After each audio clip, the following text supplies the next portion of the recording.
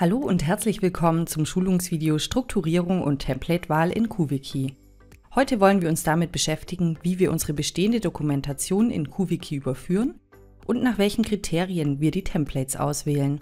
Um zu starten, setzen wir uns zunächst mit der Fragestellung auseinander, wie wir die bereits im Unternehmen bestehenden Dokumente in die Kuwiki-Logik überführen können. Die Dokumentenpyramide, hier links, von oben nach unten betrachtet, mit Prozesslandkarte, Prozessübersichten, Prozessbeschreibungen, Arbeitsanweisungen, Infoseiten und Wissensseiten, werden später die Struktur des Wikis darstellen, und zwar in Form von Seiten. Ihre alten Dokumente oder die Dateistruktur muss nun in diese Logik überführt werden. Diese Ordner zum Beispiel werden später die Seiten Prozesslandkarte und die Prozessübersichtsseiten als nächste Detaillierungsebene darstellen. Alle Ihre Verfahrensanweisungen, Prozessbeschreibungen und Arbeitsanweisungen werden neu in Kuwiki angelegt und verschwinden von Ihren internen Servern. In diesem Video zeige ich Ihnen, warum das sinnvoll ist und wie Sie diese Überführung gut strukturieren. Die mitgeltenden Dokumente wie Vorlagen und Formulare, die Sie im Unternehmen täglich nutzen, werden zukünftig in Kuwiki sogenannte Anhänge an den Seiten sein. Diese werden in genau dem Arbeitsschritt verlinkt, in dem sie der Mitarbeitende dann auch benötigt. Da wir uns nun grundsätzlich einen Überblick verschafft haben, was in das noch leere Kuwiki soll, beginnen wir nun mit der Strukturierung. Denn eine gute Struktur vereinfacht den Aufbau eines Managementsystems und wird die Akzeptanz der Mitarbeiter entscheidend beeinflussen. Denn umso einfacher die Navigation im System ist, durch eine gute und clevere Struktur, umso lieber nutze ich ein System auch.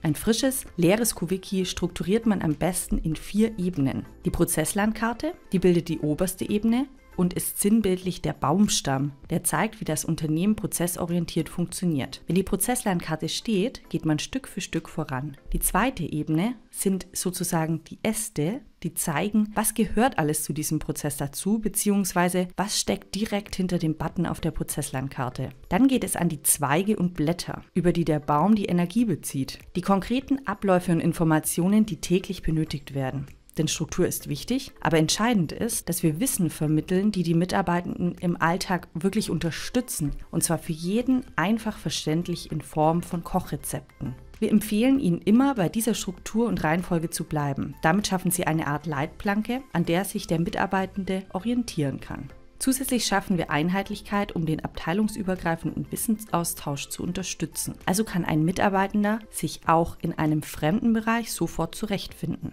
Vermeiden Sie Sprünge von der Prozesslandkarte direkt in die Prozessbeschreibungen oder Arbeitsanweisungen. Während das anfänglich das vielleicht Sinnvollste ist, wächst Kuwiki ständig weiter. Umso mehr Informationen reinkommen, umso wichtiger ist die klare Struktur. Wenn Sie eine Ebene überspringen, wird sie Ihnen langfristig fehlen. Denn im Nachgang Ebenen wieder einzufügen, ist sehr arbeitsaufwendig und mühsam. Wenn Sie auf der Prozessübersicht beispielsweise auch mal auf eine Arbeitsanweisung verlinken, um mit weniger Klicks bei der Arbeitsanweisung zu sein, können Sie das tun. Bedenken Sie jedoch, dass Sie damit die Prozessorientierung und den Kontext der Arbeitsanweisung verlieren. Dass der Mitarbeitende sich zunächst den Gesamtprozess, also über die Prozessbeschreibung durchliest, von dort aus in die Arbeitsanweisung springt, ist sinnvoll. Denn dann wird ihm der Kontext klar, also genau der Zusammenhang, die Wirkung und Wichtigkeit seines Arbeitsschrittes viel bewusster. Ihm wird auch bewusst werden, was mit seinem Arbeitsergebnis, also seinem Output, im weiteren Ablauf passiert.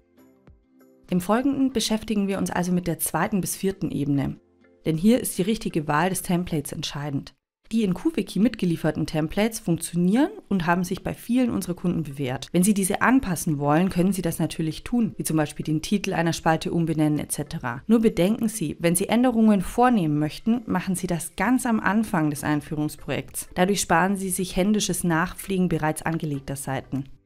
Hier sehen Sie eine beispielhafte 2. Ebene. Das Template Prozessübersicht ist beim Anlegen völlig leer und kann frei von Ihnen gestaltet werden.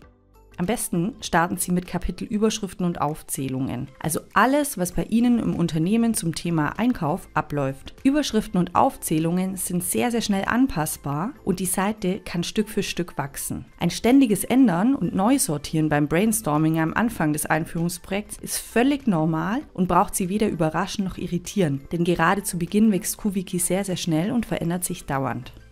Nach ein paar Monaten, wenn Sie alle Themen auf der Prozessübersichtsseite gesammelt haben, können Sie zum Beispiel ein klickbares Schaubild erstellen, das zum Beispiel so aussehen kann.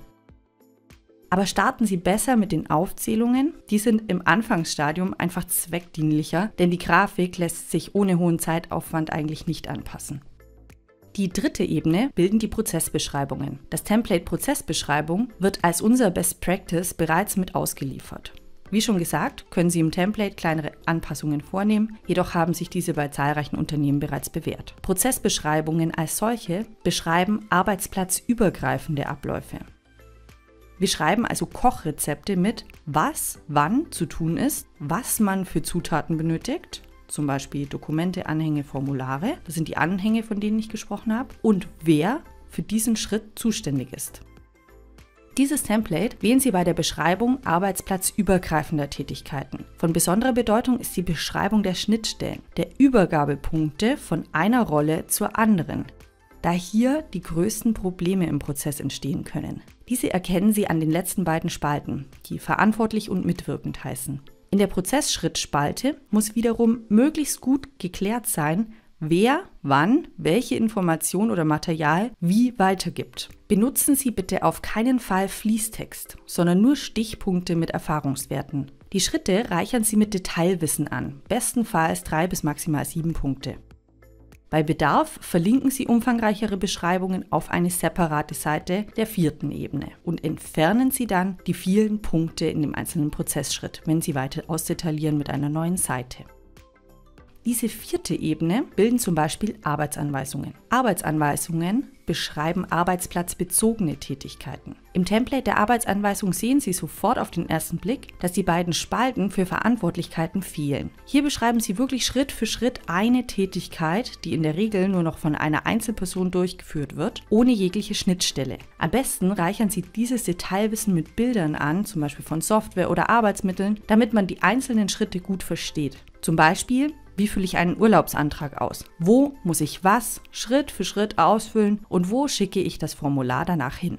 Zur vierten Ebene zählen auch Infoseite und Wissensseiten.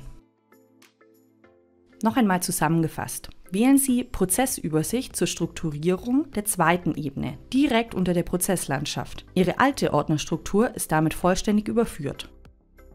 Prozessbeschreibung benutzen Sie für arbeitsplatzübergreifende Tätigkeiten mit Schnittstellen. Damit sind sämtliche alte Verfahrens- und Prozessbeschreibungen als QWiki-Seiten überführt. Ihre Formulare und Vorlagen hängen Sie als Anhang in der Dokumentenspalte an. Als Ausdetaillierung einzelner Prozessschritte innerhalb der Prozessbeschreibungen verlinken Sie die Arbeitsanweisungen. Als Kochrezept für Tätigkeiten, die nur noch von einer einzelnen Person ausgeführt werden.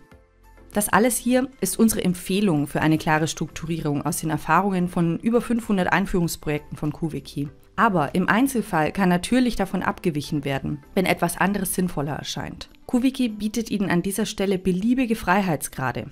Trauen Sie sich Dinge auszuprobieren und achten Sie stets darauf, alle Mitarbeitenden in den Entstehungs- und auch in den Überführungsprozess der alten Dokumente mit einzubeziehen. Denn dadurch erwecken Sie Ihr QWiki zu einem lebendigen Managementsystem.